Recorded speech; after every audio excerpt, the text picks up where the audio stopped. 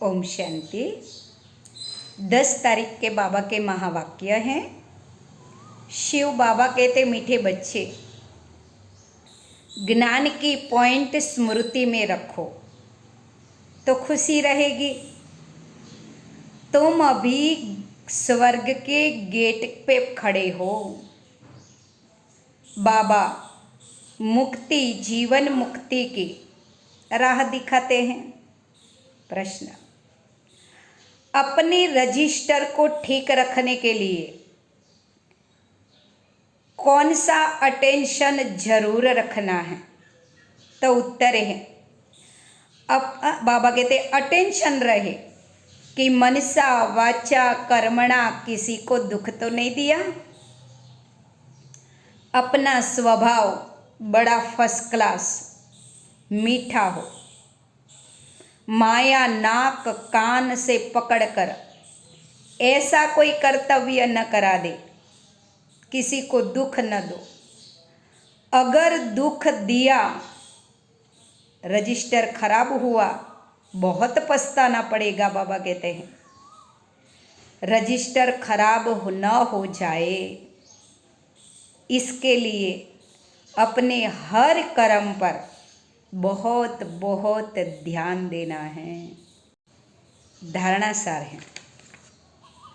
पहली पॉइंट, अपनी ऊंची तकदीर बनाने के लिए बाबा कहते जितना हो सके अशरीरी बनने का अभ्यास करना है। शरीर का भान भूल जाना है। किसी के भी नाम रूप में न फंस जाए, यह मेहनत करनी है।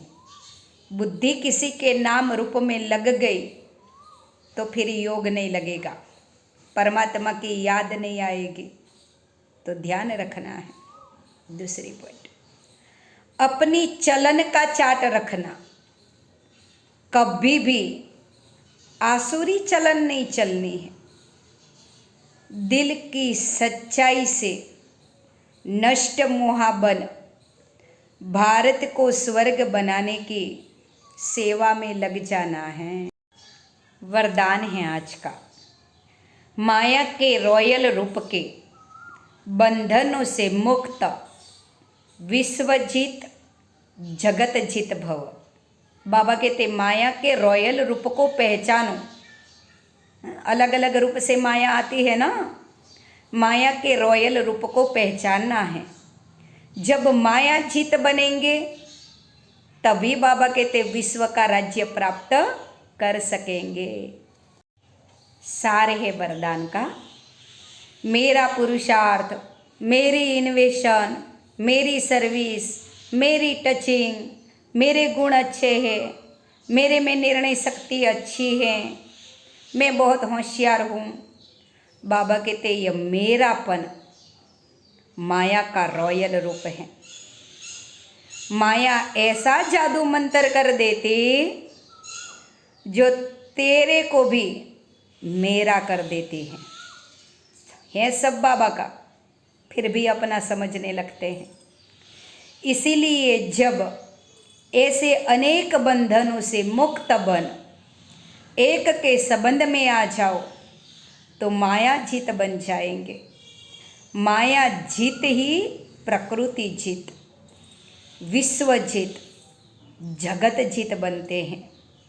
वही एक सेकंड में जो माया जीत होते हैं, वह एक सेकंड में अशरीरी भव के डायरेक्शन को सहज स्वतः कार्य में लगा सकते हैं। शरीर से मैं अलग एक चैतन्य शक्ति हूँ, यह अनुभव कर सकते हैं। स्लोगन है आज का, बाबा कहते विश्व परिवर्तक वही है जो नेगेटिव को भी पॉजिटिव में परिवर्तन करे। हम बाबा के बच्चे हैं। बाबा ने हमें जवाबदारी दी है। कौन सी? स्वयं का जीवन परिवर्तन करो, औरों का भी जीवन परिवर्तन करो। पर हम बाबा का यह कार्य कब कर सकेंगे? हमारे सामने जब कोई नेगेटिव आता है तो उसको भी हम पॉजिटिव रूप से देख सके। तभी ईश्वरीय कार्य कर सकते हैं, तभी विश्व का कल्याण कर सकते हैं। नेगेटिव को भी पॉजिटिव में देखना, अशुभ में भी शुभ उठाना, है ना, तभी विश्व परिवर्तन कर सकेंगे। ओम शांति।